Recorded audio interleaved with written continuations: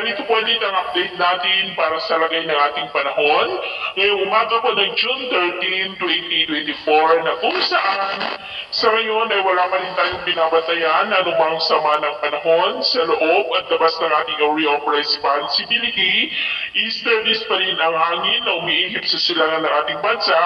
habang ang habagat ay nananatili naman dyan po sa western section ng ating bansa. At sa ating long range forecast, wala pa naman pong bagyo na namamataan na tatawid dito po sa ating bansa hanggang sa susunod na 2 linggo, pero hindi pa rin inaalis ang posibilidad na may mabuong sama ng panahon sa silangang bahagi ng ating bansa sa susunod po na mga araw. At sa lagay ng ating panahon, ngayong madaling araw ay maayos ang panahon sa malaking bahagi ng ating bansa, pero may chance pa rin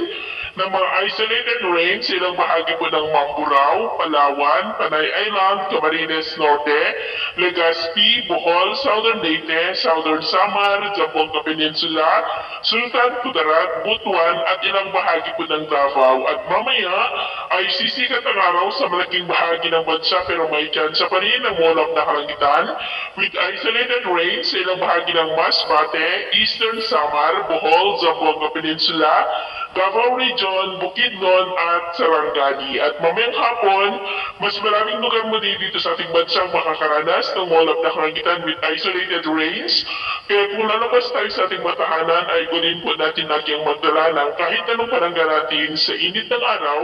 at proteksyon na rin po sa mga biglaang buhos ng ulan. Sa ating naman po mga baybayin, wala naman po tayong nakatasan ng mga warning signals, pero tayong mag-ingat lamang po kung papalaot tayo para mas makaiwas sa mga sakunang